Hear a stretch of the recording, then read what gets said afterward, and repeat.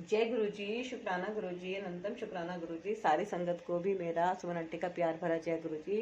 संगत जी, आज हम आ गए हैं डे 16 और अब तक डे 2 अगर आपने नहीं सुने हैं तो प्लीज आप उनको भी जरूर सुनिएगा। एक आवर्ती शिव पुराण की जरूर कीजिएगा, है ना। तो लेते हैं हम गुरु जी से आज्ञा। ओम जय श्री गणेशा, ओम जय श्री गणेशा, ओम जय श्री गणेशा। गौरी शंकर की जय, गौरी शंकर की जय, गौरी शंकर की जय। हर हर महादेव, हर हर महादेव, हर हर महादेव। जय गुरु जी, शुक्राना गुरु जी, जय गुरु शुक्राना गुरु जी, जय गुरु शुक्राना गुरु जी। ओम नमः शिवाय, शिव जी सदा साहब, नमः शिवाय गुरु जी सदा साहब, नमः शिवाय शिव जी सदा साहब, नमः शिवाय गुरु जी सदा साहब, ओम नमः शिवाय शिव जी सदा साहब, नमः शिवाय गुरु जी सदा साहब।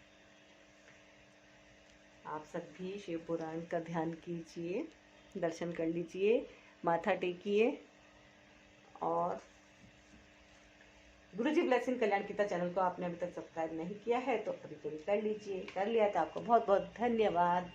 वीडियो को लाइक कीजिएगा, शेयर कीजिएगा। शेयर करना बहुत जरूरी है ना। तभी तो ज़्यादा से ज़्यादा सब जगह गुरुजी की ब्लेसिंग पहुंचेगी और यहाँ से गुरुजी की पॉजिटिव वाइब्रेशन आपके घरों में पहुंचे। गुरुजी आपको खूब खूब खुश रखें। जितने भी गुरुजी ब्लेसिंग कल्याण गीता चैनल के सब्सक्राइबर हैं, गुरुजी सब पर खूब अपनी मेहर बनाए रखें, ऐसी मैं गुरुजी से प्रार्थना करती हूँ। जो भी गुरुजी की ये शिव पुराण का पाठ सुन रहे हैं, उनकी कोई विशेष प्रार्थना हो तो गुरुजी विशेष रूप से उसको जरूर स्वीकार कीजिएगा। किसका कोई नुकसान नहीं होना चाहिए, है ना। और सबकी मनोकामनाएं पूर्ण होनी चाहिए। तो आगे दीजिए गुरुजी, शुरू करते हैं। और गुरुजी का कमेंट में अपनी हाजिरी लगाते हुए शुक्राना जरूर कीजिएगा, है ना। तो शुरू करते हैं।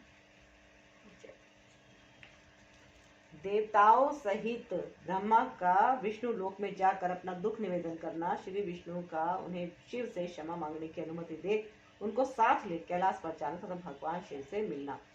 तो आज हम ये जो पाठ कर रहे हैं, ये है अध्याय 40 रुद्र संहिता का खंड 2। नारद जी ने कहा, विधात महाप्रज्ञ, आप शिव तत्व का साक्षात्कार कराने वाले हैं। आपने है बड़ी अद्भुत एवं रमणीय शिवलीला सुनाई है। तात वीरभद्र जब दक्ष के यज्ञ का विनाश करके कैलाश पर्वत पर चले गए तब क्या हुआ, यह हमें बताइए। ब्रह्मा जी बोले, नारद, रुद्रदेव के सैनिकों ने जिनके अंग भंग कर दिए थे, वे समस्त पराजित देवता और मुनि उस समय मेरे लोक में आए। वहां मुझ स्वयंभू को नमस्कार करके सबने बारंबार मेरा सत्वन किया, फिर अपने विशेष क्लेश को पूर्ण रूप से सुनाया। उसे सुनकर मैं पुत्र शोक से पीड़ित हो गया और अत्यंत व्यग्र हो व्यथित चित्त से बड़ी चिंता करने लगा। फिर मैंने भक्ति भाव से भगवान विष्णु का स्मरण किया। इससे मुझे समुचित ज्ञान प्राप्त हुआ। तदनंतर देवताओं और मुनियों के साथ मैं विष्णु लोक में गया और वहां भगवान विष्णु को नमस्कार एवं नाना प्रकार के स्रोतों द्वारा उनकी स्तुति करके उनसे अपना दुख निवेदन किया। मैंने कहा, देव, जिस तरह भी यज्ञ पूर्ण हो, यजमान जीवित हो और समस्त देवता तथा मुनि सुखी हो जाए, वैसा उपाय कीजिए। देव रमानाथ, देव सुखदायक विष्णु, हम देवता और मुनि निश्चय ही आपकी शरण में आए हैं। मुझ ब्रह्मा की यह बात सुनकर भगवान लक्ष्मीपति विष्णु, जिनका मन सदा शिव में लगा रहता है और जिनके हृदय में कभी दीनता नहीं आती, शिव का स्मरण करके इस प्रकार बोले। श्री विष्णु ने कहा, देवताओं, परम समर्थ तेजस्वी पुरुष से कोई अपराध बन जाए तो भी उसके बदलने में अपराध करने वाले मनुष्य के लिए वह अपराध मंगलकारी नहीं हो सकता। विधात, समस्त देवता परमेश्वर शिव के अपराधी हैं, क्योंकि इन्होंने भगवान शंभु को यज्ञ का भाग नहीं दिया। अब तुम सब लोग शुद्ध हृदय से शीघ्र ही प्रसन्न होने वाले उन भगवान शिव के पैर पकड़कर उन्हें प्रसन्न करो, उनसे क्षमा मांगो। जिन भगवान के कुपित होने पर यह सारा जगत नष्ट हो जाता है तथा जिनके शासन से लोकपालों सहित यज्ञ का जीवन शीघ्र ही समाप्त हो जाता है, वे भगवान महादेव इस समय अपनी प्राण वल्लभा सती से बिछुड़ गए हैं तथा अत्यंत दुरात्मा दक्ष ने अपने दुर्वचन रूपी बाणों से उनके हृदय को पहले से ही घायल कर दिया है। अतः तुम लोग शीघ्र ही जाकर उनसे अपने अपराधों के लिए क्षमा मांगो। विधे, उन्हें शांत करने का केवल यही सबसे बड़ा उपाय है। मैं समझता हूँ ऐसा करने से भगवान शंकर को संतोष होगा। यह मैंने सच्ची बात कही है। ब्रह्मा, मैं भी तुम लोग सब लोगों के साथ शिव के निवास स्थान पर चलूंगा और उनसे क्षमा मांगूंगा। देवता आदि सहित मुझ ब्रह्मा को इस प्रकार आदेश देकर श्री हरि ने देवगणों के साथ कैलाश पर्वत पर जाने का विचार किया। तदंतर देवता, मुनि और प्रजापति आदि जिनके स्वरूप ही हैं, वे श्री हरि उन सबको साथ ले अपने बैकुंठ धाम से भगवान शिव के शुभ निवास गिरिश्रेष्ठ कैलाश को गए। कैलाश भगवान शिव को सदा ही अत्यंत प्रिय है। मनुष्यों से भिन्न किन्नर, अप्सराएं और योग सिद्ध महात्मा पुरुष उसका भली भांति सेवन करते हैं तथा वह पर्वत बहुत ही ऊंचा है। उसके निकट रुद्रदेव के मित्र कुबेर की अलका नामक महादिव्य एवं रमणीय पुरी है, जिसे सब देवताओं ने देखा। उस पुरी के पास ही सौगंधित वन भी देवताओं की दृष्टि में आया, जो सब प्रकार के वृक्षों से हरा भरा एवं दिव्य था। उसके भीतर सर्वत्र सुगंध फैलाने वाले सौगंधित नामक कमल खिले हुए थे। उसके बाहरी भाग में नंदा और अलकनंदा ये दो अत्यंत पावन दिव्य सरिताएं बहती हैं, जो दर्शन मात्र से प्राणियों के पाप हर लेती है। यक्षराज कुबेर की अलकापुरी और सौगंधित वन को पीछे छोड़कर आगे बढ़ते हुए देवताओं ने थोड़ी ही दूर पर शंकर जी के वट वृक्ष को देखा। उसने चारों ओर अपनी अविचल छाया फैला रखी थी। वह वृक्ष 100 योजन ऊंचा था और उसकी शाखाएं 75 योजन तक फैली हुई थी। उस पर कोई घोंसला नहीं था और ग्रीष्म का ताप तो उससे सदा दूर ही रहता था। बड़े पुण्यात्मा पुरुषों को ही उसका दर्शन हो सकता है। वह परम रमणीय और अत्यंत पावन है। वह दिव्य वृक्ष भगवान शंभु का योग स्थल है। योगियों के द्वारा सेव्य और परम उत्तम है। मुमुक्षुओं के आश्रयभूत उस महायोगमय वट वृक्ष के नीचे विष्णु आदि सब देवताओं ने भगवान शंकर को विराजमान देखा। मेरे पुत्र महासिद्ध सनकादि, जो सदा शिव भक्ति में तत्पर रहने वाले और शांत हैं, बड़ी प्रसन्नता के साथ उनकी सेवा में बैठे थे। भगवान शिव का श्री विग्रह परम शांत दिखाई देता था। उनके सखा कुबेर, जो गुहकों और राक्षसों के स्वामी हैं, अपने सेवक गणों तथा कुटुंबी जनों के साथ सदा विशेष रूप से उनकी सेवा किया करते हैं। वे परमेश्वर शिव उस समय तपस्वी जनों को परम प्रिय लगने वाला सुंदर रूप धारण किए बैठे थे। भस्म आदि से उनके अंगों की बड़ी शोभा हो रही थी। भगवान शिव अपने वत्सल स्वभाव के कारण सारे संसार के सुहृद हैं। नारद, उस दिन वे एक कुशासन पर बैठे थे और सब संतों के सुनते हुए तुम्हारे प्रश्न करने पर तुम्हें उत्तम ज्ञान का उपदेश दे रहे थे। वे बायां चरण अपनी दाईं जांघ पर और बायां हाथ अपने घुटने पर रखे कलाइयों में रुद्राक्ष की माला डाले सुंदर कर्क मुद्रा से विराजमान थे। इस रूप में भगवान शिव का दर्शन करके उस समय विष्णु आदि सब देवताओं ने दोनों हाथ जोड़ मस्तक झुकाकर तुरंत उनके चरणों में प्रणाम किया। मेरे साथ भगवान विष्णु को आया देख सत्पुरुषों के आश्रयदाता भगवान रुद्र उठकर खड़े हो गए और उन्हें सिर झुकाकर उन्हें प्रणाम भी किया।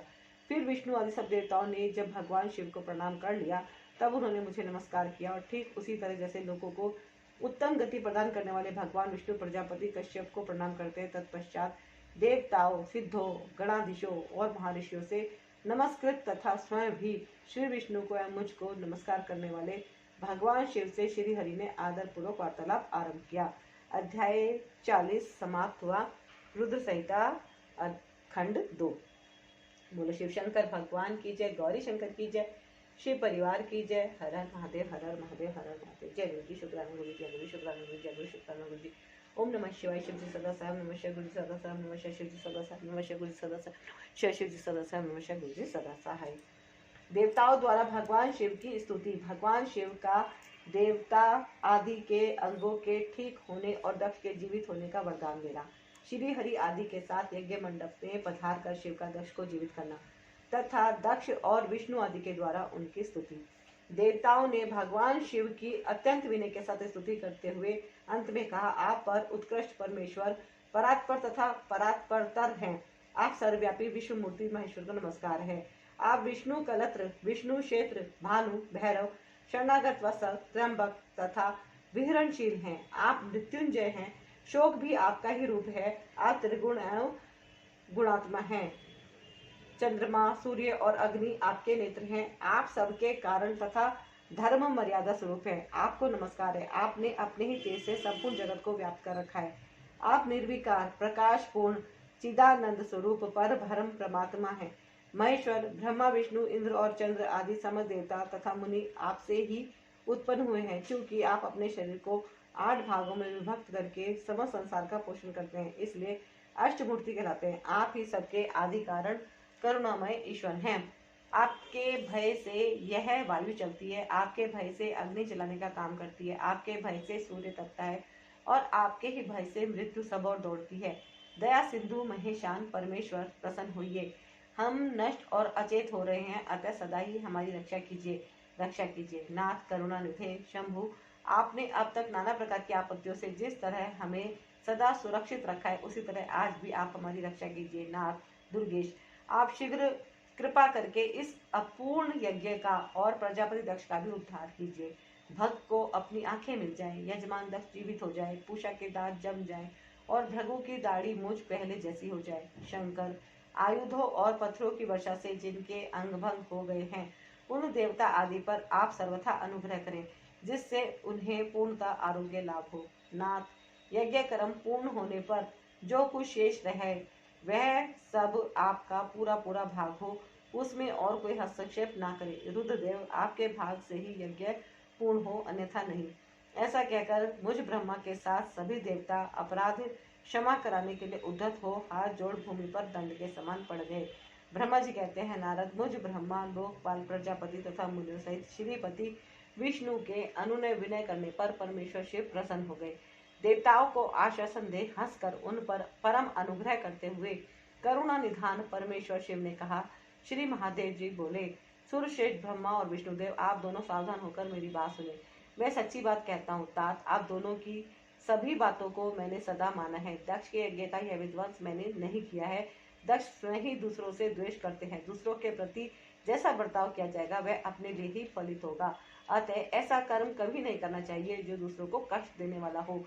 दक्ष का मस्तक जल गया है, इसलिए इनके सिर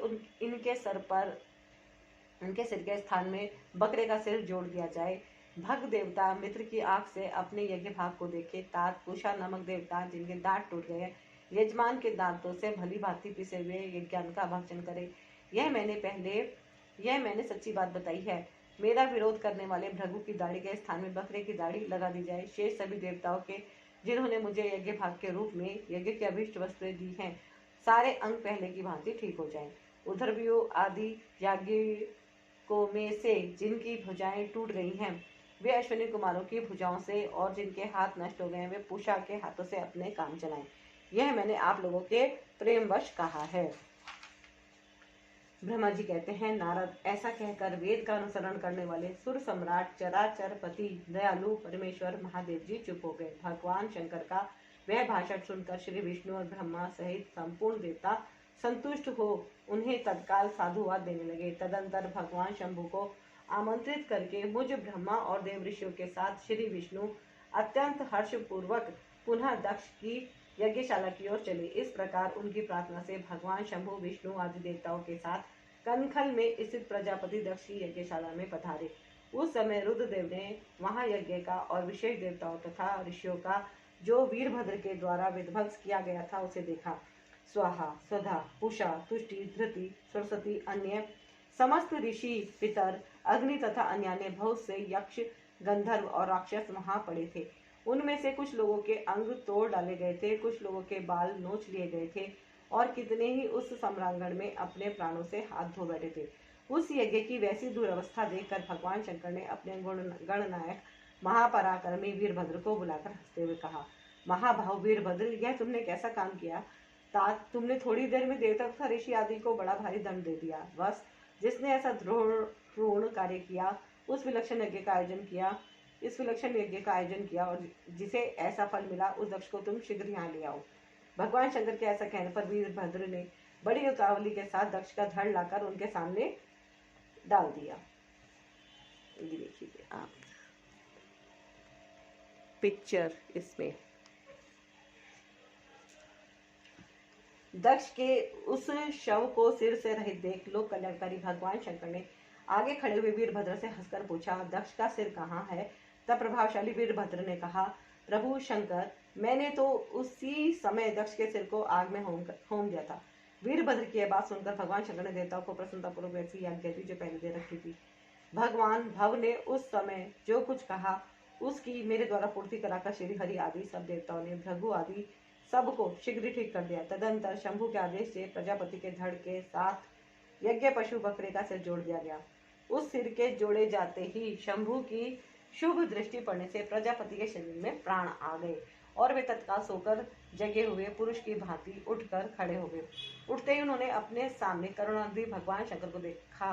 देखते ही दक्ष के हृदय में प्रेम उमड़ आया।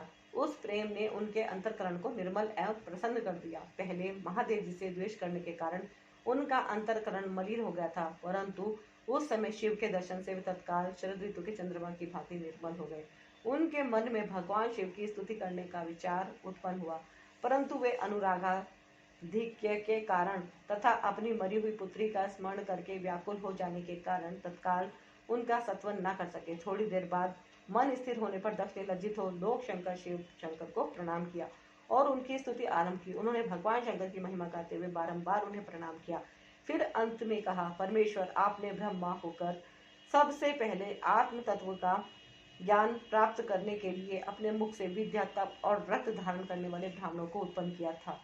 जैसे ग्वाला लाठी लेकर गौ की रक्षा करता है, उसी प्रकार मर्यादा का पालन करने वाले आप परमेश्वर दंड धारण किए उन साधु ब्राह्मणों की सभी विपत्तियों से रक्षा करते हैं। मैंने दुर्वचन रूपी बाणों से आप परमेश्वर को बीत डाला था, फिर भी आप मुझ पर अनुग्रह करने के लिए यहाँ आ गए। आप अब मेरी ही तरह अत्यंत दैन्यपूर्ण आशा वाले इन देवताओं पर भी कृपा कीजिए। भक्त वत्सल दीन बंधु शंभु, मुझ में आपको प्रसन्न करने के लिए कोई गुण नहीं है। आप क्षणविद ऐश्वर्य से संपन्न परात्पर परमात्मा है, अतः अपने ही बहुमूल्य उदारतापूर्ण बर्ताव से मुझ पर संतुष्ट हो। ब्रह्मा जी कहते हैं, नारद, इस प्रकार लोक कल्याणकारी महाप्रभु महेश्वर शंकर की स्तुति करके विनीत चित्त प्रजापति दक्ष चुप हो गए। तदंतर श्री विष्णु ने हाथ जोड़ भगवान ऋषभध्वज को प्रणाम करके प्रसन्नतापूर्ण हृदय और वाष्प गदगद वाणी द्वारा उनकी स्तुति प्रारंभ की। तदंतर मैंने कहा, देव देव महादेव करुणा सागर प्रभु, आप स्वतंत्र परमात्मा है, अद्वितीय एवं अविनाशी परमेश्वर है। देव ईश्वर, आपने मेरे पुत्र पर अनुग्रह किया। आपने अपमान की और कुछ भी ध्यान न देकर दक्ष के यज्ञ का उद्धार कीजिए। अपने अपमान की और कुछ भी ध्यान न देकर दक्ष के यज्ञ का उद्धार कीजिए। देवेश्वर, आप प्रसन्न होइए और समस्त शापों को दूर कर दीजिए। आप संज्ञान हैं, अतः आप ही मुझे कर्तव्य की ओर प्रेरित करने वाले हैं और आप ही अकर्तव्य से रोकने वाले हैं। महामुनि, इस प्रकार परम महेश्वर की स्तुति करके मैं दोनों हाथ जोड़ मस्तक झुकाकर खड़ा हो गया। तब सुंदर विचार रखने वाले इंद्र अधिदेवता और लोकपाल शंकर देव की स्तुति करने लगे। उस समय भगवान शिव का मुखारविंद प्रसन्नता से खिल उठा। इसके बाद प्रसन्नचित देव उपदेवों नागो सदस्यों तथा खिल उठा। उसके बाद प्रसन्नचित हुए समस्त देवताओं, दूसरे सिद्धों, ऋषियों और प्रजापतियों ने भी शंकर जी का सहर्ष सत्वन किया। इसके अतिरिक्त उपदेवों, नागों, सदस्यों तथा ब्राह्मणों ने पृथक पृथक प्रणाम पूर्वक बड़े भक्तिभाव से उनकी स्तुति की। अध्याय 41 और 42 रुद्र संहिता खंड 2 समाप्त हुआ। बोलो शिव शंकर भगवान की जय, गौरी शंकर की जय, शिव परिवार की जय। हर हर महादेव, हर हर महादेव, हर हर महादेव।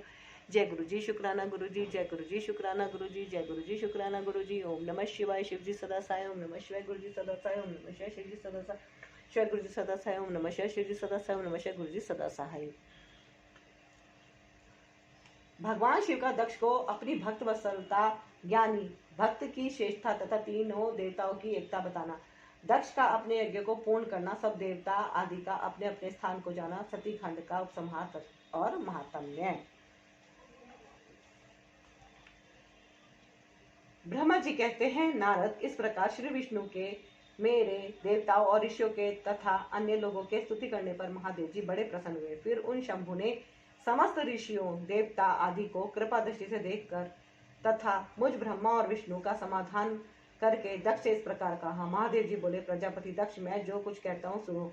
मैं तुम पर प्रसन्न हूँ। यद्यपि मैं सबका ईश्वर और स्वतंत्र हूँ, तो भी सदा ही अपने भक्तों के अधीन रहता हूँ।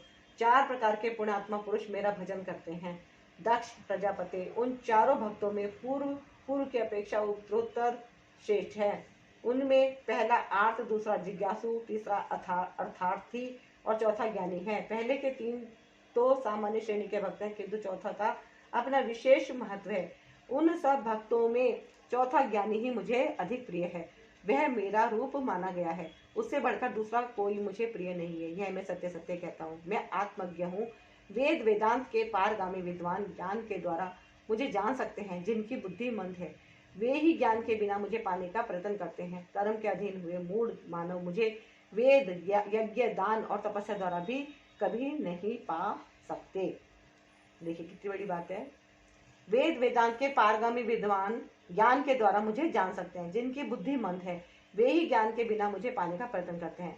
कर्म के अधीन हुए मूढ़ मानव मुझे वेद, यज्ञ, दान और तपस्या द्वारा भी कभी नहीं पा सकते। अतः दक्ष, आज से तुम बुद्धि के द्वारा मुझ परमेश्वर को जानकर ज्ञान का आश्रय ले समाहित होकर कर्म करो। प्रजापते, तुम उत्तम बुद्धि के द्वारा मेरी दूसरी बात भी सुनो। मैं अपने सगुण स्वरूप के विषय में भी इस गोपनीय रहस्य को धर्म की दृष्टि से तुम्हारे सामने प्रकट करता हूँ। जगत का परम कारण रूप मैं ही ब्रह्मा और विष्णु हूँ। मैं सबका आत्मा, ईश्वर और साक्षी हूँ। स्वयं प्रकाश तथा निर्विशेष हूँ। मुने, अपनी त्रिगुणात्मिका माया को स्वीकार करके मैं ही जगत की सृष्टि, पालन और संहार करता हुआ इन क्रियाओं के अनुरूप ब्रह्मा, विष्णु और रुद्र नाम धारण करता हूँ। उस अद्वितीय भेद रहित केवल विशुद्ध मुझ पर ब्रह्म परमात्मा में ही अज्ञानी पुरुष ब्रह्मा, ईश्वर तथा अन्य समस्त जीवों को भिन्न रूप से देखता है। जैसे मनुष्य अपने सिर और हाथ आदि अंगों में ये मुझसे भिन्न है, ऐसी परकीय बुद्धि कभी नहीं करता। उसी तरह मेरा भक्त प्राणी मात्र में मुझसे भिन्नता नहीं देखता। दक्ष, मैं ब्रह्मा और विष्णु तीनों स्वरूपतः एक ही हैं तथा हम ही संपूर्ण जीव रूप हैं। ऐसा समझकर जो हम तीनों देवताओं में भेद नहीं देखता वही शांति प्राप्त करता है। जो नराधम हम तीनों देवताओं में भेद बुद्धि रखता है वह निश्चय ही जब तक चंद्रमा और तारे रहते हैं तब तक नरक में निवास करता है। दक्ष, यदि कोई विष्णु भक्त होकर मेरी निंदा करेगा और मेरा भक्त होकर विष्णु की निंदा करेगा तो तुम्हें दिए हुए पूर्वक सारे शाप उन्हीं दोनों को प्राप्त होंगे और निश्चय ही उन्हें तत्व ज्ञान की प्राप्ति नहीं हो सकती। इसमें स्पष्ट कहा गया है, मैं दोबारा रिपीट करती हूँ, यदि कोई विष्णु भक्त होकर मेरी निंदा करेगा और मेरा भक्त होकर विष्णु की निंदा करेगा तो तुम्हें दिए हुए पूर्वक सारे शाप उन्हीं दोनों को प्राप्त होंगे और निश्चय ही उन्हें तत्व ज्ञान की प्राप्ति नहीं हो सकती। ब्रह्मा जी कहते हैं, मुने, भगवान महेश्वर के इस सुखदायक वचन को सुनकर सब देवता, मुनि आदि को उस अवसर पर बड़ा हर्ष हुआ। कुटुंब सहित दक्ष बड़ी प्रसन्नता के साथ शिव भक्ति में तत्पर हो गया। वे देवता आदि भी शिव को ही सर्वेश्वर जानकर भगवान शिव के भजन में लग गए। जिसने जिस प्रकार परमात्मा शंभु की स्तुति की उसे उसी प्रकार संतुष्ट चित्त हुए शंभु ने वर दिया, है ना। जिसने जिस प्रकार से स्तुति करी उसको उसी प्रकार से शंभु ने वर दिया। मुने, तदंतर भगवान शिव की आज्ञा पाकर प्रसन्नचित हुए शिव भक्त दक्ष ने शिव के ही अनुग्रह से अपना यज्ञ पूरा किया। उन्होंने देवताओं को तो यज्ञ भाग दिए ही शिव को भी पूर्ण भाग दिया, साथ ही ब्राह्मणों को दान दिया। इस तरह उन्हें शंभु का अनुग्रह प्राप्त हुआ। इस प्रकार महादेव जी के उस महान कर्म का विधि पूर्वक वर्णन किया गया। प्रजापतियों ने ऋतुजों के सहयोग से उस यज्ञ कर्म को विधिवत समाप्त किया। मुनीश्वर, इस प्रकार परब्रह्म स्वरूप शंकर के प्रसाद से वह दक्ष का यज्ञ पूरा हुआ। तदंतर सब देवता और ऋषि संतुष्ट हो भगवान शिव के यश का वर्णन करते हुए अपने अपने स्थान को चले गए। दूसरे लोग भी उस समय वहां से सुखपूर्वक विदा हो गए। मैं और श्री विष्णु भी अत्यंत प्रसन्न हो भगवान शिव के सर्व मंगलदायक सुयश का निरंतर गान करते हुए अपने अपने स्थान को आनंद चले आए। सत्पुरुषों के आश्रयभूत महादेव जी भी दक्ष से सम्मानित हो प्रीति और प्रसन्नता के साथ गणों सहित अपने निवास स्थान कैलाश पर्वत को चले गए। अपने पर्वत पर आकर शंभु ने अपनी प्रिया सती का स्मरण किया और प्रधान प्रधान गणों से उनकी कथा कही। इस प्रकार दक्ष कन्या सती यज्ञ में अपने शरीर को त्याग कर फिर हिमालय की पत्नी मैना के गर्भ से उत्पन्न हुई, यह बात प्रसिद्ध है। फिर वहां तपस्या करके गौरी शिवा ने भगवान शिव का पति रूप में वर्ण किया। वे उनके वामांग में स्थान पाकर अद्भुत लीलाएं करने लगी। नारद, इस तरह मैंने तुमसे सती के परम अद्भुत दिव्य चरित्र का वर्णन किया है, जो भोग और मोक्ष को देने वाला तथा संपूर्ण कामनाओं को पूर्ण करने वाला। यह उपाख्यान पाप को दूर करने वाला, पवित्र एवं परम पावन है। स्वर्ग, यश तथा आयु को देने वाला तथा पुत्र पौत्र रूप फल प्रदान करने वाला है। तात, जो भक्तिमान पुरुष भक्ति भाव से लोगों को यह कथा सुनाता है वह इस लोक में संपूर्ण कर्मों का फल पाकर परलोक में परम गति को प्राप्त कर लेता है। अध्याय 43 समाप्त हुआ। रुद्र संहिता का सतीखंड संपूर्ण। बोलो शिव शंकर भगवान की जय, गौरी शंकर की जय, शिव परिवार की जय। हर हर महादेव, हर हर महादेव, हर हर महादेव। जय गुरु जी, शुक्राना गुरु जी, जय गुरु जी, शुक्राना गुरु जी, जय गुरु जी, शुक्राना गुरु जी। ओम नमः शिवाय। शिव जी सदा साय, नमः शिवाय। गुरु जी सदा साय, नमः शिवाय। शिव जी सदा साय, नमः शिवाय। गुरु जी सदा साय, ओम नमः शिवाय, शिव जी सदा सहाय, ओम नमः शिवाय, गुरु जी सदा सहाय। तो इस प्रकार से ये रुद्र संहिता का सती खंड संपूर्ण हुआ, द्वितीय खंड खत्म हुआ है और अब तीसरा स्टार्ट हो रहा है, रुद्र संहिता तृतीय पार्वती खंड। अब हम जो शुरू करने जा रहे हैं वह हो रहा है पार्वती खंड। जय माता की जय। हिमालय के स्थावर जंगम द्विविध स्वरूप एवं दिव्यात्व का वर्णन, मैना के साथ उनका विवाह तथा मैना आदि को पूर्व जन्म में प्राप्त हुए सनकादि के शाप एवं वरदान का कथन। देखो, एक तरफ शाप मिलता है, एक तरफ वरदान मिलता है। इसी तरह से सुख दुख भी होते रहते हैं। कभी कभी होता है ना कि बहुत समस्याएं आ रही है, जैसे कि समस्या हो रही है तो बहुत गंभीर समस्या है, तो कई बार क्या होता है उसी समस्या में ही समाधान भी छिपा हुआ होता है ना। तो ये इसी तरह से ही जिंदगी है, ऐसी चलती है। देखिए कितना इन्होंने सुंदर से बताया, मैं दोबारा रिपीट करती हूँ। हिमालय के स्थावर जंगम द्विविध स्वरूप एवं दिव्यत्व का वर्णन, मैना के साथ उनका विवाह तथा मैना आदि को पूर्व जन्म में प्राप्त हुए सनकादि के शाप एवं वरदान का कथन। नारद जी ने पूछा, ब्रह्मा, पिता के यज्ञ में अपने शरीर का परित्याग करके दक्ष कन्या जगदम्बा सती देवी किस प्रकार गिरिराज हिमालय की पुत्री हुई? किस तरह अत्यंत उग्र तपस्या करके उन्होंने पुनः शिव को ही पति रूप में प्राप्त किया? यह मेरा प्रश्न है, आप इस पर भली भांति और विशेष रूप से प्रकाश डालिए। ब्रह्मा जी ने कहा, मुने नारद, तुम पहले पार्वती की माता के जन्म, विवाह और अन्य भक्तिवर्धक पावन चरित्र सुनो। मुनि श्रेष्ठ, उत्तर दिशा में पर्वतों का राजा हिमवान नामक महान पर्वत है, जो महातेजस्वी और समृद्धशाली है। उसके दो रूप प्रसिद्ध हैं, एक स्थावर और दूसरा जंगम। मैं संक्षेप से उसके सूक्ष्म स्थावर स्वरूप का वर्णन करता हूँ। वह रमणीय पर्वत नाना प्रकार के रत्नों का आकार खान है और पूर्व तथा पश्चिम समुद्र के भीतर प्रवेश करके इस तरह खड़ा है मानो भूमंडल को नापने के लिए कोई मानदंड हो। वह नाना प्रकार के वृक्षों से व्याप्त है और अनेक शिखरों के कारण विचित्र शोभा से संपन्न दिखाई देता है। सिंह, व्याघ्र आदि पशु सदा सुखपूर्वक उसका सेवन करते हैं। हिम को तो वह भंडार ही है, हिम का तो वह भंडार ही है, इसलिए अत्यंत उग्र जान पड़ता है। भांति भांति के आश्चर्यजनक दृश्यों से उसकी विचित्र शोभा होती है। देवता, ऋषि, सिद्ध और मुनि इस पर्वत का आश्रय लेकर रहते हैं। भगवान शिव को वह बहुत ही प्रिय है, तपस्या करने का स्थान है। स्वरूप से ही वह अत्यंत पवित्र और महात्माओं को भी पावन करने वाला है। तपस्या में वह अत्यंत शीघ्र सिद्धि प्रदान करता है। अनेक प्रकार के धातुओं की खान और शुभ है। वही दिव्य शरीर धारण करके सर्वांग सुंदर रमणीय देवताओं के रूप में भी स्थित है। भगवान विष्णु का अविकृत अंश है, इसलिए वह शैलराज साधु संतों को अधिक प्रिय है। एक समय गिरिवर हिमवान ने अपनी कुल परंपरा की स्थिति और धर्म की वृद्धि के लिए देवताओं तथा पितरों का हित करने की अभिलाषा से अपना विवाह करने की इच्छा की। मुनीश्वर उस अवसर पर संपूर्ण देवता अपने स्वार्थ का विचार करके दिव्य पितरों के पास आकर उनसे प्रसन्नतापूर्वक बोले। देवताओं ने कहा, पितरों, आप सब लोग प्रसन्नचित होकर हमारी बात सुने और यदि देवताओं का कार्य सिद्ध करना आपको भी अभिष्ट हो तो शीघ्र वैसा ही करें। आपकी ज्येष्ठ पुत्री जो मैना नाम से प्रसिद्ध है, वे मंगल रूपिणी है, उसका विवाह आप लोग अत्यंत प्रसन्नतापूर्वक हिमवान पर्वत से कर दें। ऐसा करने पर आप सब लोगों को सर्वथा महान लाभ होगा और देवताओं के दुखों का निवारण भी पग पग पर होता रहेगा। देवताओं की यह बात सुनकर पितरों ने परस्पर विचार करके स्वीकृति दे दी और अपनी पुत्री मैना को विधि पूर्वक हिमालय के हाथ में दे दिया। उस परम मंगलमय विवाह में बड़ा उत्सव मनाया गया। मुनीश्वर नारद मैना के साथ हिमालय के शुभ विवाह का यह सुखद प्रसंग मैंने तुमसे प्रसन्नता पूर्वक कहा है। अब और क्या सुनना चाहते हो? नारद जी ने पूछा। विद्वन, अब आदर पूर्वक मेरे सामने मैना की उत्पत्ति का वर्णन कीजिए। उसे किस प्रकार शाप प्राप्त हुआ था यह कहिए और मेरे संदेह का निवारण कीजिए। ब्रह्मा जी बोले, मुने, मैंने अपने दक्ष नामक जिस पुत्र की पहले चर्चा की है, उनके 60 कन्याएं हुई थी जो सृष्टि की उत्पत्ति में कारण बनी। नारद, दक्ष ने कश्यप आदि श्रेष्ठ मुनियों के साथ उनका विवाह किया था। यह सब वृतांत तो तुम्हें विदित ही है। अब प्रस्तुत विषय को सुनो। उन कन्याओं में एक स्वधा नाम की कन्या थी, जिसका विवाह उन्होंने पितरों के साथ किया। स्वधा की 3 पुत्रियां थी जो सौभाग्यशालिनी तथा धर्म की मूर्ति थी। उनमें से ज्येष्ठ पुत्री का नाम मैना था, मझली धन्या के नाम से प्रसिद्ध थी और सबसे छोटी कन्या का नाम कलावती था। ये सारी कन्याएं पितरों की मानसी पुत्रियां थी, उनके मन से प्रकट हुई थी।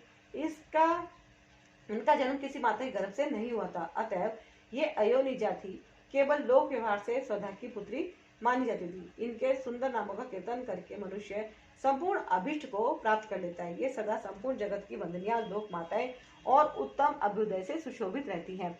सबकी सब परम योगिनी, ज्ञान विधि तथा तीनों लोकों में सर्वत्र जा सकने वाली मुनीश्वर एक समय तीनों लोकों में सर्वत्र जा सकने वाली है। मुनीश्वर एक समय में तीनों बहनें भगवान विष्णु के निवास स्थान श्वेतद्वीप में उनका दर्शन करने के लिए गई।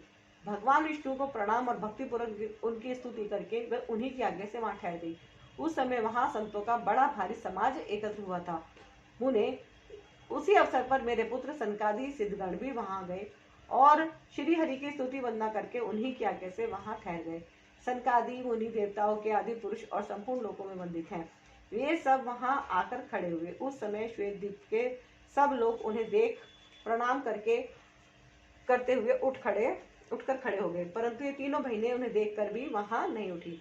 इससे सनत कुमार ने उनको मर्यादा रक्षार्थ उन्हें स्वर्ग से दूर होकर नर स्त्री बनने का शाप दे दिया। फिर उनके प्रार्थना करने पर वे प्रसन्न होकर बोले। सनत कुमार ने कहा, पितरों की तीनों कन्याओं, तुम प्रसन्नचित होकर मेरी बात सुनो। यह तुम्हारे शोक का नाश करने वाली और सदा ही तुम्हें सुख देने वाली है। तुम में से जो ज्येष्ठ है वह भगवान विष्णु को अंशभूत हिमालय गिरी की पत्नी हो। तुम में से जो ज्येष्ठ है वह भगवान विष्णु की अंशभूत हिमालय गिरी की पत्नी हो। उससे जो कन्या होगी वह पार्वती के नाम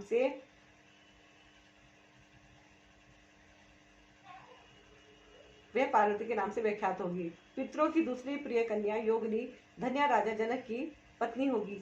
उसकी कन्या के रूप में महालक्ष्मी अवतीर्ण होगी, जिनका नाम सीता होगा। इसी प्रकार पितरों की छोटी पुत्री कलावती द्वापर के अंतिम भाग में वृषभानु वैश्य की पत्नी होगी और उसकी प्रिय पुत्री राधा के नाम से व्याख्यात होगी। योगिनी मैना पार्वती जी के वरदान से अपने पति के साथ उसी शरीर से कैलाश नामक परम पद को प्राप्त हो जाएगी। धन्या तथा उनके पति जनक कुल में उत्पन्न हुए जीवन मुक्त महायोगी राजा सिरध्वज लक्ष्मी स्वरूपा सीता के प्रभाव से वैकुंठ धाम में जाएंगे। वृषभानु के साथ वैवाहिक मंगल कृत्य संपन्न होने के कारण जीवन मुक्त योगिनी कलावती भी अपनी कन्या राधा के साथ गोलोक धाम में जाएंगी। इसमें वृषभानु के साथ वैवाहिक मंगल कृत्य संपन्न होने के कारण जीवन मुक्त योगिनी कलावती भी अपनी कन्या राधा के साथ गोलोक धाम में जाएंगी। इसमें संशय नहीं है। विपत्ति में पड़े बिना कहाँ किनकी महिमा प्रकट होती है। उत्तम कर्म करने वाले पुण्यात्मा पुरुषों का संकट जब टल जाता है तब उन्हें दुर्लभ सुख की प्राप्ति होती है। अब तुम लोग प्रसन्नतापूर्वक मेरी दूसरी बात भी सुनो, जो सदा सुख देने वाली है। मैना की पुत्री जगदम्बा पार्वती देवी अत्यंत दुस्सह तप करके भगवान शिव की प्रिय पत्नी बनेगी। धन्या की पुत्री सीता भगवान श्री रामचंद्र की पत्नी होंगी और लोकाचार का आश्रय ले श्री राम के साथ विहार करेंगी। साक्षात गोलोक धाम में निवास करने वाली राधा ही कलावती की पुत्री होगी। वे गुप्त स्नेह में बनकर श्री कृष्ण की प्रियतमा बनेंगी। ब्रह्मा जी कहते हैं, नारद, इस प्रकार शाप के ब्याज से दुर्लभ वरदान देकर सबके द्वारा प्रशंसित भगवान सनत कुमार मुनि भाइयों सहित वहीं अंतर ध्यान हो गए। तात पितरों की मानसी पुत्री वे तीनों बहनें इस प्रकार शाप मुक्त हो सुख पाकर तुरंत अपने घर को चली गई। अध्याय 1 और 2 समाप्त। रुद्र संहिता का खंड 3। जय गुरु जी, शुक्राना गुरु जी, जय गुरु जी, शुक्राना गुरु जी, जय गुरु जी, शुक्राना गुरु जी। ओम नमः शिवाय। शिव जी सदासाय नमः, शिव गुरु जी सदासाय नमः, शिव जी सदासाय नमः, गुरु जी सदासाय नमः, शिव जी सदासाय नमः, गुरु जी सदासाय। हर हर महादेव। देवताओं का हिमालय के पास जाना और उनसे सत्कृत हो उन्हें उमाराधन की विधि बता स्वयं भी एक सुंदर स्थान में जाकर उनकी स्तुति करना। नारद जी बोले, महामते, आपने मैना के पूर्व जन्म की यह शुभ एवं अद्भुत कथा कही है। उनके विवाह का प्रसंग भी मैंने सुन लिया। अब आगे के उत्तम चरित्र का वर्णन कीजिए। ब्रह्मा जी ने कहा, नारद, अब मैना के साथ विवाह करके ब्रह्मा जी ने कहा, नारद, जब मैना के साथ विवाह करके हिमान अपने घर को गए तब तीनों लोगों में बड़ा भारी उत्सव मनाया गया। हिमालय भी अत्यंत प्रसन्न हो मैना के साथ अपने सुखदायक सदन में निवास करने लगे। मुने उस समय श्री विष्णु आदि समस्त देवता और महात्मा मुनि गिरिराज के पास गए। उन सब देवताओं को आया देख महान हिमगिरी ने प्रशंसा पूर्वक उन्हें प्रणाम किया और अपने भाग्य की सराहना करते हुए भक्ति भाव से उन सबका आदर सत्कार किया। हाथ जोड़ मस्तक झुकाकर वे बड़े प्रेम से स्तुति करने को उद्यत हुए। शैलराज के शरीर में महान रोमांच हो आया। उनके नेत्रों में प्रेम के आंसू बहने लगे। मुने हिमशैल ने प्रसन्न मन से अत्यंत प्रेम पूर्वक प्रणाम किया और विनीत भाव से खड़े हो श्री विष्णु और देवताओं से कहा, हिमालय हिमाचल बोले, आज मेरा जन्म सफल हो गया। मेरी बड़ी भारी तपस्या सफल हुई, आज मेरा ज्ञान सफल हुआ और आज मेरी सारी क्रियाएं सफल हो गई। आज मैं धन्य हुआ, मेरी सारी भूमि धन्य हुई, मेरा कुल धन्य हुआ, मेरी स्त्री तथा मेरा सब कुछ धन्य हुआ। इसमें संशय नहीं है, क्योंकि आप सब महान देवता एक साथ मिलकर एक ही समय यहाँ पधारे हैं। मुझे अपना सेवक समझकर प्रसन्नतापूर्वक उचित कार्य के लिए आज्ञा दें। हिमगिरी का यह वचन सुनकर वे सब देवता बड़े प्रसन्न हुए और अपने कार्य की सिद्धि मनाते हुए बोले। देवताओं ने कहा, महाप्राज्ञ हिमाचल, हमारा हितकारक वचन सुनो। हम सब लोग जिस काम के लिए यहाँ आए हैं उसे प्रसन्नतापूर्वक बता रहे हैं। गिरिराज, पहले जो जगदम्बा उमा दक्ष कन्या सती के रूप में प्रकट हुई थी और रुद्र पत्नी होकर सुदीर्घ काल तक इस भूतल पर क्रीड़ा करती रही, वे ही अंबिका सती अपने पिता से अनादर पाकर अपनी प्रतिज्ञा का स्मरण करके यज्ञ में शरीर त्याग अपने परम धाम को पधार गई। हिमगिरे, वह कथा लोक में विख्यात है और तुम्हें भी विदित है। यदि वे सती पुनः तुम्हारे घर में प्रकट हो जाएं, तो देवताओं का महान लाभ हो सकता है। ब्रह्मा जी कहते हैं, श्री विष्णु आदि देवताओं की यह बात सुनकर गिरिराज हिमालय मन ही मन प्रसन्न हो आदर से झुक गए और बोले, प्रभु ऐसा हो तो बड़े सौभाग्य की बात है। तदंतर वे देवता उन्हें बड़े आदर से उमा को प्रसन्न करने की विधि बताकर स्वयं सदाशिव पत्नी उमा की शरण में गए। एक सुंदर स्थान में स्थित हो समस्त देवताओं ने जगदम्बा का स्मरण किया और बारंबार प्रणाम करके वे वहां श्रद्धा पूर्वक उनकी स्तुति करने लगे। देवता बोले, शिवलोक में निवास करने वाली देवी उमे, जगदम्बे, सदा शिव प्रिय, दुर्गे, महेश्वरी, हम आपको नमस्कार करते हैं। आप पावन शांत स्वरूप श्री शक्ति हैं, परम पावन पुष्टि हैं, अव्यक्त प्रकृति और महत्त्व ये आपके ही रूप हैं। हम भक्ति पूर्वक आपको नमस्कार करते हैं। आप कल्याणमयी शिवा हैं, आपके हाथ भी कल्याणकारी हैं। आप शुद्ध, स्थूल, सूक्ष्म और सबका परम आश्रय हैं। अंतर विद्या और सुविद्या से अत्यंत प्रसन्न रहने वाली आप देवी को हम प्रणाम करते हैं। आप श्रद्धा हैं, आप धृति हैं, आप श्री हैं और आप ही सब में व्याप्त रहने वाली देवी हैं। आप ही सूर्य की किरणें हैं और आप ही अपने प्रपंच को प्रकाशित करने वाली हैं। ब्रह्मांड रूप शरीर में और जगत के जीवों में रहकर जो ब्रह्मा से लेकर तृण पर्यंत संपूर्ण जगत की पुष्टि करती है, उन आदि देवी को हम नमस्कार करते हैं। आप ही वेद माता गायत्री हैं, आप ही सावित्री और सरस्वती हैं।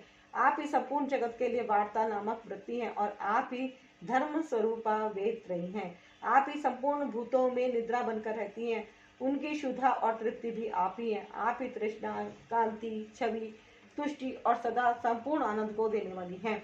आप ही पुण्यकर्ताओं के यहाँ लक्ष्मी बनकर रहती हैं और आप ही पापियों के घर सदा ज्येष्ठा लक्ष्मी की बड़ी बहन दरिद्रता के रूप में वास करती हैं।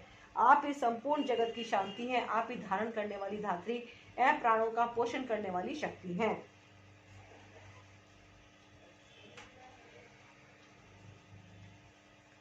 आप ही पांचों भूतों के सार तत्व को प्रकट करने वाली तत्व स्वरूपा है। आप ही नीतिज्ञों की नीति तथा व्यवसाय रूपणी है। आप ही सामवेद की गीति हैं। आप ही ग्रंथि हैं। आप ही यजुर्मंत्रों की आहुति हैं। ऋग्वेद की मात्रा तथा अर्थवेद की परम गति भी आप ही हैं। जो प्राणियों के नाक, कान, नेत्र, मुख, भुजा, वक्षस्थल और हृदय में धरती रूप से स्थित हो, सदा ही उनके लिए सुख का विस्तार करती है। जो निद्रा के रूप में संसार के लोगों को अत्यंत सुभग प्रतीत होती है, वे देवी उमा जगत की स्थिति एवं पालन के लिए हम सब पर प्रसन्न हो। इस प्रकार जगत जननी सती साध्वी महेश्वरी उमा की स्तुति करके अपने हृदय में विशुद्ध प्रेम लिए वे सब देवता उनके दर्शन की इच्छा से वहां खड़े हो गए। अध्याय 3 रुद्र संहिता खंड 3। बोलो श्री शंकर भगवान की जय, गौरी शंकर की जय, शिव परिवार की जय। हर हर महादेव, हर हर महादेव, हर हर महादेव। जय गुरु जी, शुक्राना गुरु जी, जय गुरु शुक्राना गुरु जी, जय गुरु शुक्राना गुरु जी। ओम नमः शिवाय, शिव जी सदा साई नमः शिवाय, गुरु जी सदा साई नमः शिवाय, शिव जी सदा साई नमः शिवाय, गुरु जी सदा साई। ओम नमः शिवाय, शिव जी सदा साई नमः शिवाय, गुरु जी सदा साई। उमा देवी का दिव्य रूप से देवताओं को दर्शन देना, देवताओं का उनसे अपना अभिप्राय निवेदन करना और देवी का अवतार लेने की बात स्वीकार करके देवताओं को आश्वासन देना। ब्रह्मा जी कहते हैं, नारद, देवताओं के इस प्रकार स्तुति करने पर दुर्गम पीड़ा का नाश करने वाली जगत जननी देवी दुर्गा उनके सामने प्रकट हुई। वे परम अद्भुत दिव्य रत्नमय रथ पर बैठी हुई थी। उस श्रेष्ठ रथ में घुंघरू लगे हुए थे और मुलायम बिस्तर बिछे थे। उनके श्री विग्रह का एक एक अंग करोड़ों सूर्यों से भी अधिक प्रकाशमान और रमणीय था। ऐसे अवयवों से वे अत्यंत उदासित हो रही थी। सब और फैली हुई अपनी तेज और राशि के मध्य भाग में वे विराजमान थी। उनका रूप बहुत ही सुंदर था और उनकी छवि की कहीं तुलना नहीं नहीं थी। सदाशिव के साथ विलास करने वाली उन महामाया की किसी के साथ समानता नहीं थी। शिवलोक में निवास करने वाली वे देवी त्रिविध चिन्हमय गुणों से युक्त थी। प्राकृत गुणों का अभाव होने से उन्हें निर्गुणा कहा जाता है। वे नित्य रूपा है। वे दुष्टों पर प्रचंड कोप करने के कारण चंडी कहलाती है, परंतु स्वरूप से शिवा कल्याणमयी हैं। सबकी संपूर्ण पीड़ाओं का नाश करने वाली तथा संपूर्ण जगत की माता हैं। वे ही प्रलय काल में महानिद्रा होकर सबको अपने अंक में सुला लेती हैं तथा वे समस्त स्वजनों भक्तों का संसार सागर से उद्धार कर देती हैं। शिवा देवी की तेजो राशि के प्रभाव से देवता उन्हें अच्छी तरह देख ना सके। तब उनके दर्शन की अभिलाषा से देवताओं ने फिर उनका सत्वन किया। तदंतर दर्शन की इच्छा रखने वाले विष्णु आदि सब देवता उन जगदम्बा की कृपा पाकर वहां उनका सुस्पष्ट दर्शन कर सके। इसके बाद देवता बोले, अंबिके महादेवी, हम सब आपके दास हैं। आप प्रसन्नतापूर्वक हमारा निवेदन सुने। पहले आप दक्ष की पुत्री रूप से अवतीर्ण हो लोक में रुद्रदेव की वल्लभा हुई थी। उस समय आपने ब्रह्मा जी के तथा दूसरे देवताओं के महान दुख का निवारण किया था। तदंतर पिता से अनादर पाकर अपनी की हुई प्रतिज्ञा के अनुसार आपने शरीर को त्याग दिया और स्वधाम में पधार आई। इससे भगवान हर को भी बड़ा दुख हुआ। महेश्वरी, आपके चले आने से देवताओं का कार्य पूरा नहीं हुआ, अतः हम देवता और मुनि व्याकुल होकर आपकी शरण में आए हैं। महेशानी शिवे, आप देवताओं का मनोरथ पूर्ण करें, जिससे सनत कुमार का वचन सफल हो। देवी, आप भूतल पर अवतीर्ण हो पुनः रुद्रदेव की पत्नी होइए और यथा योग्य ऐसी लीला कीजिए जिससे देवताओं को सुख प्राप्त हो। देवी, इससे कैलाश पर्वत पर निवास करने वाले रुद्रदेव भी सुखी होंगे। आप ऐसी कृपा करें जिससे सब सुखी हों और सबका सारा दुख नष्ट हो जाए। ब्रह्मा जी कहते हैं, नारद, ऐसा कहकर विष्णु आदि सब देवता प्रेम में मग्न हो गए और भक्ति से विनम्र होकर चुपचाप खड़े रहे। देवताओं की स्तुति सुनकर शिवा देवी को भी बड़ी प्रसन्नता हुई। उसके हेतु का विचार करके अपने प्रभु शिव का स्मरण करती हुई भक्त वत्सला दयामयी उमा देवी उस समय विष्णु आदि देवताओं को संबोधित करके हंसकर बोली। उमा ने कहा, हे हरे, हे विधे और हे देवताओं तथा मुनियों, तुम सब लोग अपने मन से व्यथा को निकाल दो और मेरी बात सुनो। मैं तुम पर प्रसन्न हूँ, इसमें संशय नहीं है। सब लोग अपने अपने स्थान को जाओ और चिरकाल तक सुखी रहो। मैं अवतार ले मैना की पुत्री होकर उन्हें सुख दूंगी और रुद्रदेव की पत्नी हो जाऊंगी। यह मेरा अत्यंत गुप्त मत है। भगवान शिव की लीला अद्भुत है, वह ज्ञानियों को भी मोह में डालने वाली है। देवताओं, उस यज्ञ में जाकर पिता के द्वारा अपने स्वामी का नजर देख, जब से मैंने दक्ष जन्य शरीर को त्याग दिया है तभी से वे मेरे स्वामी कालाग्नि रुद्रदेव तत्काल दिगंबर हो गए। वे मेरी चिंता में डूबे रहते हैं। उनके मन में यह विचार उठा करता है कि धर्म को जानने वाली सती मेरा रोष देखकर पिता के यज्ञ में गई और वहां मेरा अनादर देख मुझ में प्रेम होने के कारण उसने अपना शरीर त्याग दिया। यही सोचकर वे घर बार छोड़ अलौकिक वेश धारण करके योगी हो गए। मेरी स्वरूप भूता सती के वियोग को वे महेश्वर सहन न कर सके। देवताओं, भगवान रुद्र की भी यही अत्यंत इच्छा है कि भूतल पर मैना और हिमाचल के घर में मेरा अवतार हो, क्योंकि वे पुनः मेरा पाणी ग्रहण करने की अधिक अभिलाषा रखते हैं। अतः मैं रुद्रदेव के संतोष के लिए अवतार लूंगी और लौकिक गति का आश्रय लेकर हिमालय पत्नी मैना की पुत्री होंगी। ब्रह्मा जी कहते हैं, नारद, ऐसा कहकर जगदम्बा शिवा उस समय समस्त देवताओं के देखते देखते ही अदृश्य हो गई और तुरंत अपने लोक में चली गई। तदंतर हर्ष से भरे हुए विष्णु आदि समस्त देवता और मुनि उस दिशा को प्रणाम करके अपने अपने धाम में चले गए। बोलो शिव शंकर भगवान की जय, गौरी शंकर की जय, शिव परिवार की जय। हर हर महादेव, हर हर महादेव, हर हर महादेव। जय गुरु जी, शुक्राना गुरु जी, जय गुरु जी, शुक्राना गुरु जी, जय गुरु जी, शुक्राना गुरु जी। ओम नमः शिवाय, शिव जी सदा साई। ओम नमः शिवाय, गुरु जी सदा साई। ओम नमः शिवाय, शिव जी सदा साई। शिवाय गुरु जी सदा सहाय। ओम नमः शिवाय, शिव जी सदा सहाय। ओम नमः शिवाय, गुरु जी सदा सहाय। मैना को प्रत्यक्ष दर्शन देकर शिवा देवी का उन्हें अभीष्ट वरदान से संतुष्ट करना तथा मैना से मैनाक का जन्म।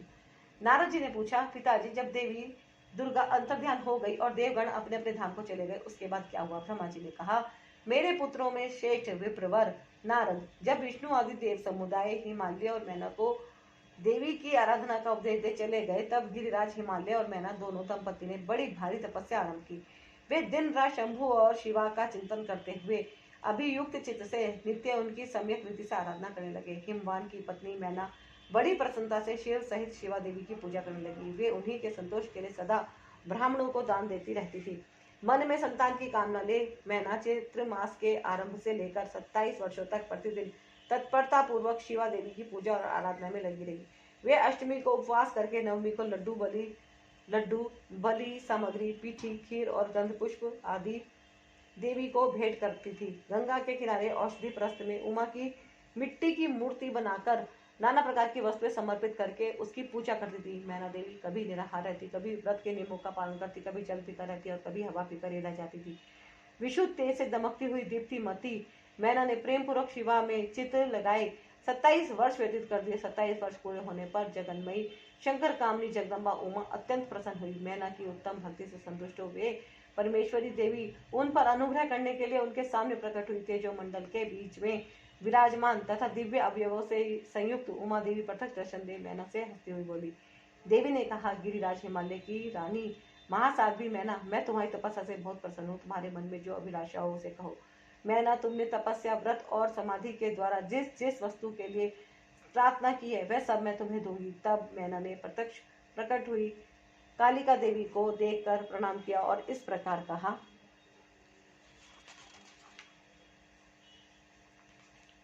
मैना बोली, देवी, इस समय मुझे आपके रूप का प्रत्यक्ष दर्शन हुआ है, अतः मैं आपकी स्तुति करना चाहती हूँ। कालिके, इसके लिए आप प्रसन्न हो। ब्रह्मा जी कहते हैं, नारद, मैना के ऐसा कहने पर सर्वमोहिनी कालिका देवी ने मन में अत्यंत प्रसन्न हो अपनी दोनों भावों से खींचकर मैना को हृदय से लगा लिया। इससे उन्हें तत्काल महाज्ञान की प्राप्ति हो गई। फिर तो मैना देवी प्रिय वचनों द्वारा भक्ति भाव से अपने सामने खड़ी हुई कालिका की स्तुति करने लगी। मैना बोली, जो महामाया जगत को धारण करने वाली चंडिका, लोक धारणी तथा संपूर्ण मनोवांछित पदार्थों को देने वाली है, उन महादेवी को मैं प्रणाम करती हूँ। जो नित्य आनंद प्रदान करने वाली माया, योग निद्रा, जगत जननी तथा सुंदर कमलों की माला से अलंकृत है, उन नित्य सिद्धा उमा देवी को मैं नमस्कार करती हूँ। जो सबकी माता मही, नित्य आनंदमयी, भक्तों के शोक का नाश करने वाली तथा कल्प पर्यंत नारियों एवं प्राणियों की बुद्धि रूपणी है, उन देवी को मैं प्रणाम करती हूँ। आप यतियों के अज्ञानमय बंधन के नाश की हेतु भूता ब्रह्म विद्या है। फिर मुझ जैसी नारियां आपके प्रभाव का क्या वर्णन कर सकती हैं। अर्थवेद की जो हिंसा, मारण आदि का प्रयोग है वह आप ही हैं। देवी, आप मेरे अभिष्ट फल को सदा प्रदान कीजिए। भावहीन, आकार रहित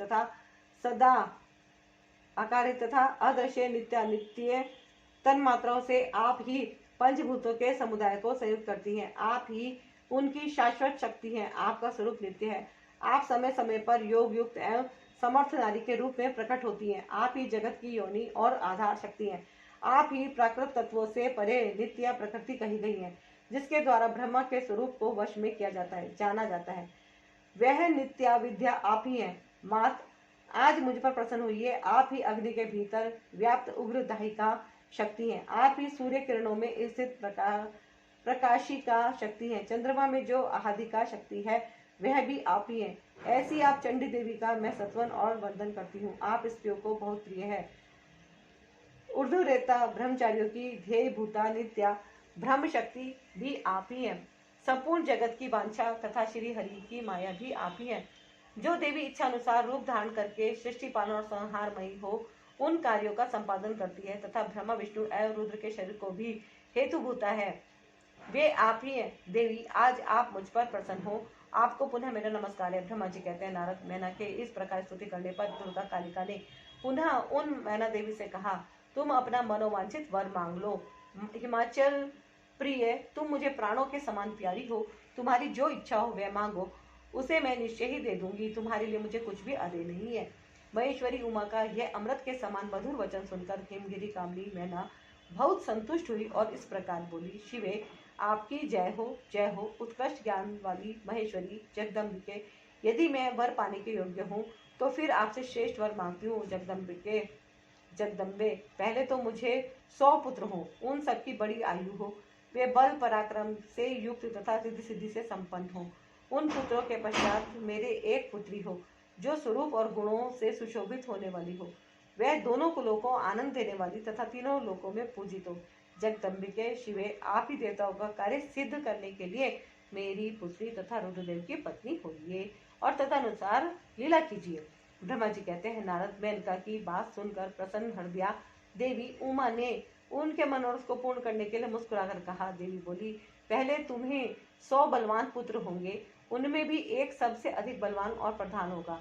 जो सबसे पहले उत्पन्न होगा। तुम्हारी भक्ति से संतुष्ट हो, मैं स्वयं तुम्हारे यहाँ पुत्री के रूप में अवतीर्ण होंगी और समस्त देवताओं से सेवित हो उनका कार्य सिद्ध करूंगी। ऐसा कहकर जगत धात्री परमेश्वरी कालिका शिवा मेनका के देखते देखते ही वहीं अंतर्ध्यान हो गई। तात महेश्वरी से अभीष्ट वर पाकर मेनका को भी अपार हर्ष हुआ। उनका तपस्या जनित सारा कलेश नष्ट हो गया।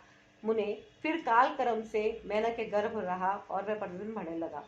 समय अनुसार उसने एक उत्तम पुत्र को उत्पन्न किया जिसका नाम मैनाक था। उसने समुद्र के साथ उत्तम मैत्री बांधी। वह अद्भुत पर्वत नागवधुओं के उपभोग का स्थल बना हुआ है। उसके समस्त अंग श्रेष्ठ है। हिमालय के 100 पुत्रों में सबसे श्रेष्ठ और महान बल पराक्रम से संपन्न है। अपने से या अपने बाद प्रकट हुए समस्त पर्वतों में एकमात्र मैनाकी पर्वतराज के पद पर प्रतिष्ठित है। अध्याय 5 समाप्त। रुद्र संहिता खंड 3। बोलो शिव शंकर भगवान की जय, गौरी शंकर की जय, शिव परिवार की जय। हर हर महादेव, हर हर महादेव, हर हर महादेव। जय गुरु जी, शुक्राना गुरु जी, जय गुरु जी, शुक्राना गुरु जी, जय गुरु जी, शुक्राना गुरु जी। ओम नमः शिवाय, शिव जी सदा साहेब, नमः शिवाय गुरु जी सदा साहेब, नमः शिवाय शिव जी सदा साहेब, नमः शिवाय गुरु जी सदा साहेब, ओम नमः शिवाय शिव जी सदा साहेब, नमः शिवाय गुरु जी सदा साहेब। देवी उमा का हिवान के हृदय तथा मैना के गर्भ में आना। गर्भावस्था में देवी का देवताओं द्वारा सत्वन, उनका दिव्य रूप में प्रादुर्भाव, माता मैना से बातचीत तथा नवजात कन्या के रूप में परिवर्तित होना। ब्रह्मा जी कहते हैं, नारद तदंतर मैना और हिमालय आदर पूर्वक देव कार्य की सिद्धि के लिए कन्या प्राप्ति के हेतु वहां जगत जननी भगवती उमा का चिंतन करने लगे, जो प्रसन्न होने पर संपूर्ण अभीष्ट वस्तुओं को देने वाली है। वे महेश्वरी उमा अपने पूर्ण अंश से गिरिराज हिमवान के चित्त में प्रविष्ट हुई। इससे उनके शरीर में अपूर्व एवं सुंदर प्रभा उतर आई। वे आनंद मग्न हो अत्यंत प्रकाशित होने लगे। उस अद्भुत तेजो राशि से संपन्न महामना हिमालय अग्नि के समान अदृश्य हो गए थे। तत्पश्चात सुंदर कल्याणकारी समय में गिरिराज हिमालय ने अपनी प्रिया मैना के उदर में शिवा के उस परिपूर्ण अंश का आधान किया। इस तरह गिरिराज की पत्नी मैना ने हिमवान के हृदय में विराजमान करुणा निधान देवी की कृपा से सुखदायक गर्भ धारण किया। संपूर्ण जगत की निवास भूता देवी के गर्भ में आने से गिरि प्रिया मैना सदा तेजोमंडल के बीच में स्थित होकर अधिक शोभा पाने लगी। अपनी प्रिया शुभांगी मैना को देखकर गिरिराज हिमवान बड़ा प्रसन्नता का अनुभव करने लगे। गर्भ में जगदम्बा के आ जाने से वे महान तेज से संपन्न हो गई थी। मुने उस अवसर में विष्णु आदि देवता और मुनियों ने वहां आकर गर्भ में निवास करने वाली शिवा देवी की स्तुति की और तदंतर महेश्वरी की नाना प्रकार से स्तुति करके प्रसन्नचित हुए। वे सब देवता अपने अपने धाम को चले गए। जब 9वां महीना बीत गया और 10वां भी पूरा हो चला, तब जगदम्बा कालिका ने समय पूर्ण होने पर गर्भ शिशु की जो गति होती है उसी को धारण किया और अर्थात जन्म ले लिया। उस अवसर पर आदिशक्ति सती साध्वी शिवा पहले मैनाक के सामने अपने ही रूप में प्रकट हुई। वसंत ऋतु में उस अवसर पर आदिशक्ति सती साध्वी शिवा पहले मैना के सामने अपने ही रूप में प्रकट हुई। वसंत ऋतु में चैत्र मास की 9वीं तिथि को मृगशिरा नक्षत्र में आधी रात के समय चंद्रमंडल से आकाश गंगा की भांति मेनका के उदर से देवी शिवा का अपने स्वरूप में प्रादुर्भाव हुआ। उस समय संपूर्ण संसार में प्रसन्नता छा गई। अनुकूल हवा चलने लगी जो सुंदर सुगंधित एवं गंभीर थी। उस समय जल की वर्षा के साथ फूलों की वृष्टि हुई। विष्णु आदि सब देवता वहां आए। सबने सुखी होकर प्रसन्नता के साथ जगदम्बा के दर्शन किए और शिवलोक में निवास करने वाली दिव्य रूपा महामाया शिव कामनी मंगलमयी कालिका माता का सत्वन किया। नारद जब देवता लोग स्तुति करके चले गए, तब मेनका उस समय प्रकट हुई नील कमल दल के समान कांति वाली श्याम वर्णा देवी को देखकर अतिशय आनंद का अनुभव करने लगी। देवी के उस दिव्य रूप का दर्शन करके गिरिप्रिया मैना को ज्ञान प्राप्त हो गया। वे उन्हें परमेश्वरी समझकर अत्यंत हर्ष से उल्लसित हो उठी और संतोष पूर्वक बोली। मैना ने कहा, जगदम्बे महेश्वरी, आपने बड़ी कृपा की जो मेरे सामने प्रकट हुई। अंबिके, आपकी बड़ी शोभा हो रही है। शिवे, आप संपूर्ण शक्तियों में आद्य शक्ति तथा तीनों लोकों की जननी है। देवी, आप भगवान शिव को सदा ही प्रिय है तथा संपूर्ण देवताओं से प्रशंसित पराशक्ति है। महेश्वरी, आप कृपा करें और इसी रूप से मेरे ध्यान में स्थित हो जाएं। साथ ही मेरी पुत्री के अनुरूप प्रत्यक्ष दर्शनीय रूप धारण करें। ब्रह्मा जी कहते हैं, नारद पर्वत पत्नी मैना की यह बात सुनकर अत्यंत प्रसन्न हुई। शिवा देवी ने उस गिरिप्रिया को इस प्रकार उत्तर दिया। देवी बोली, मैना, तुमने पहले तत्परता पूर्वक मेरी बड़ी सेवा की थी। उस समय तुम्हारी भक्ति से प्रसन्न हो मैं वर देने के लिए तुम्हारे निकट आई। वर मांगो। मेरी इस वाणी को सुनकर तुमने जो वर मांगा वह इस प्रकार है। महादेवी, आप मेरी पुत्री हो जाए और देवताओं का हित साधन करें। तब मैंने तथास्तु कहकर तुम्हें सादर यह वर दे दिया। और मैं अपने धाम को चली गई। गिरिकामिनी उस वर के अनुसार समय पाकर आज मैं तुम्हारी पुत्री हुई हूँ। आज मैंने जो दिव्य रूप का दर्शन कराया है, इसका उद्देश्य इतना ही है कि तुम्हें मेरे स्वरूप का स्मरण हो जाए, अन्यथा मनुष्य रूप में प्रकट होने पर मेरे विषय में तुम अनजान ही बनी रहती। अब तुम दोनों दंपति पुत्री भाव से अथवा दिव्य भाव से मेरा निरंतर चिंतन करते हुए मुझ में स्नेह रखो, इससे मेरी उत्तम गति प्राप्त होगी। मैं पृथ्वी पर अद्भुत लीला करके देवताओं का कार्य सिद्ध करूंगी, भगवान शंभु की पत्नी होंगी और सज्जनों का संकट से उद्धार करूंगी। ऐसा कहकर जगन माता शिवा चुप हो गई और उसी क्षण माता के देखते देखते प्रसन्नपूर्वक नवजात पुत्री के रूप में परिवर्तित हो गई। अध्याय 6 समाप्त। रुद्र संहिता खंड 3। पार्वती का नामकरण और विद्याध्ययन। नारद का हिमवान के यहाँ जाना, पार्वती का हाथ देखकर भावी फल बताना, चिंतित हुए हिमवान को आश्वासन दे पार्वती का विवाह शिव जी के साथ करने को कहना और उनके संदेह का निवारण। ब्रह्मा जी कहते हैं, नारद, मैना के सामने महातेजस्विनी कन्या होकर लौकिक गति का आश्चर्य में रोने लगी। उसका मनोहर उद्दन सुनकर घर की सब स्त्रियां हर्ष से खिल उठी और बड़े वेग से प्रसन्नता पूर्वक वहां आ पहुंची। नील कमल दल के समान श्याम कांति वाली उस परम तेजस्वनी और मनोरम कन्या को देखकर गिरिराज हिमालय अतिशय आनंद में निमग्न हो गए। तदंतर सुंदर मुहूर्त में मुनियों के साथ हिमवान ने अपनी पुत्री के काली आदि सुखदायक नाम रखे। देवी शिवा गिरिराज के भवन में दिनों दिन बढ़ने लगी, ठीक उसी तरह जैसे वर्षा के समय में गंगा जी की जलराशि और शरद ऋतु के शुक्ल पक्ष में चांदनी बढ़ती है। सुशीलता आदि गुणों से संयुक्त तथा बंधुजनों की प्यारी उस कन्या को कुटुंब के लोग अपने कुल के अनुरूप पार्वती नाम से पुकारने लगे। माता ने कालिका को उमा अरे तपस्या मत कर कहकर तप करने से रोका था। मुने इसलिए वह सुंदर मुख वाली गिरिराज नंदिनी आगे चलकर लोक में उमा के नाम से विख्यात हो गई।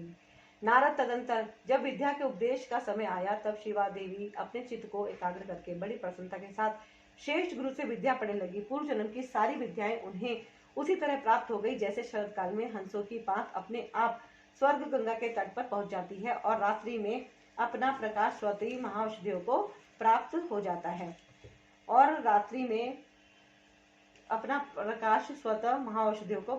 है मुने, इस प्रकार मैंने शिवा की किसी एक लीला का ही वर्णन किया है। अब अन्य लीला का वर्णन करूंगा, सुनो।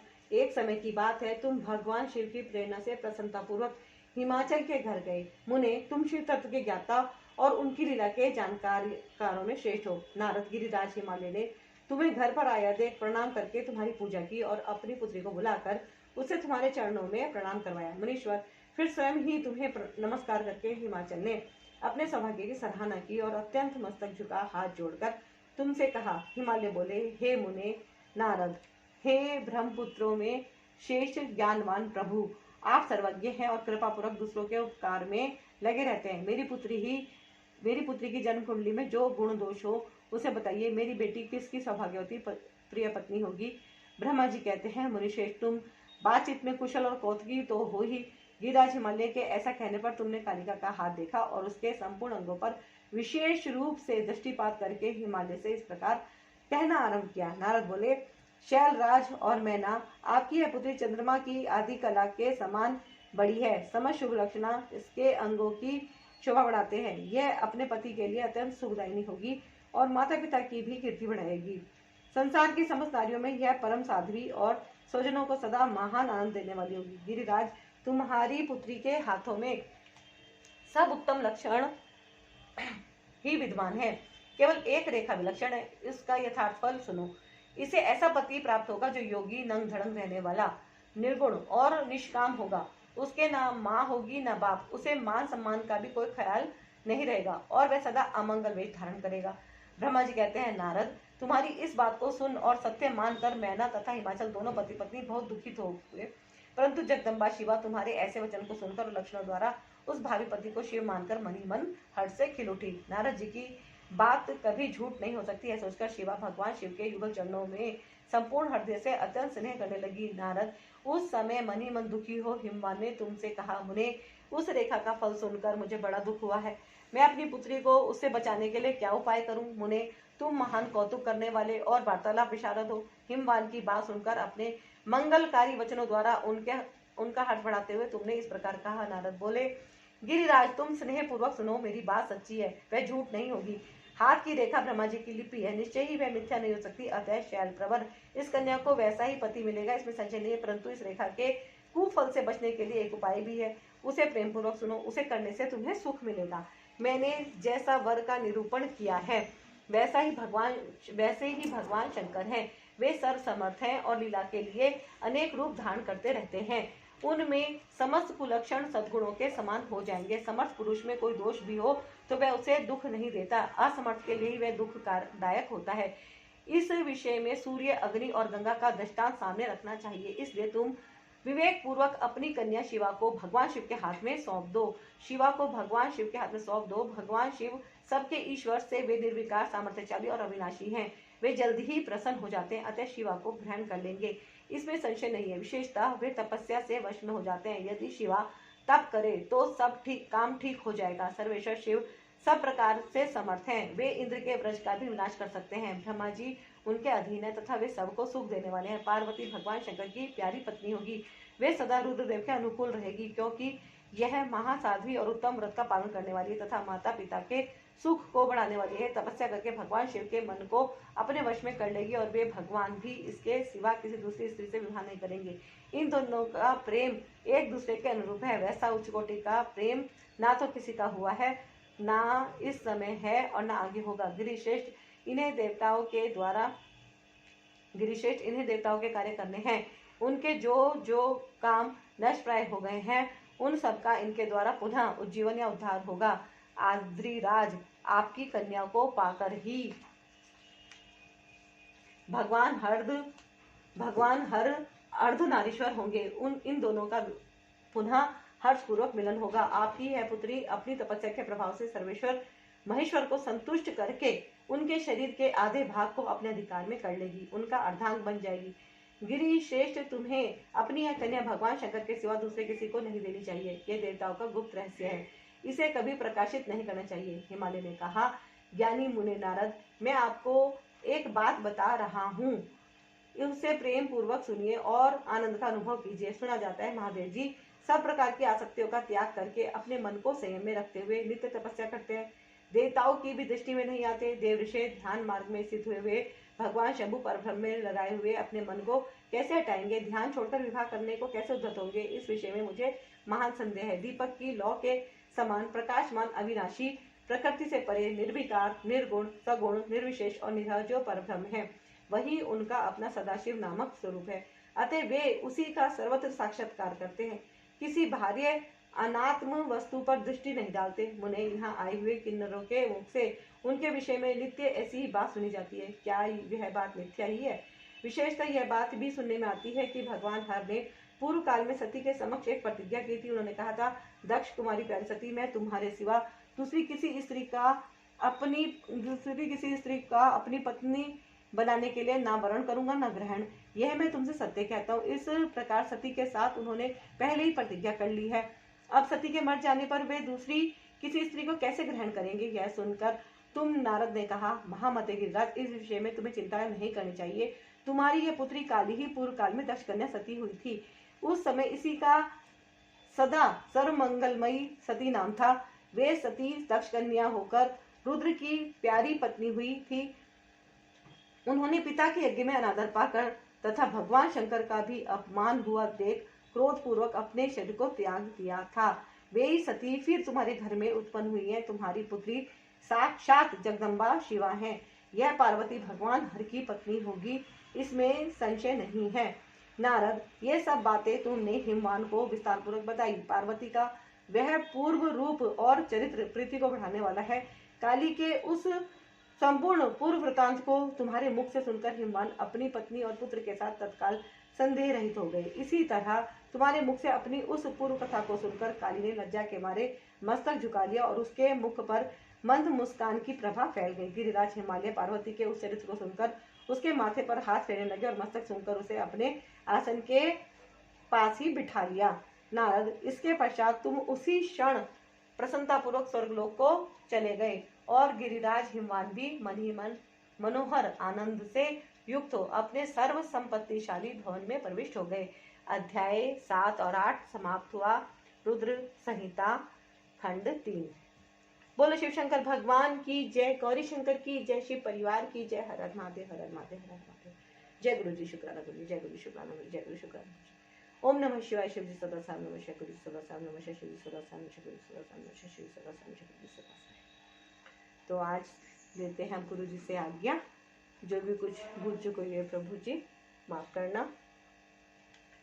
तो आपसे भी विदा लेती हूँ। मिलती हूँ मैं अब नेक्स्ट डे 17 में। आज है 16।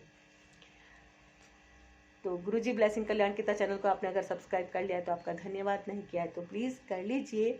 वीडियो को लाइक कीजिए, शेयर कीजिए, कमेंट में गुरु जी का शुक्राना जरूर कीजिए। जय गुरु जी।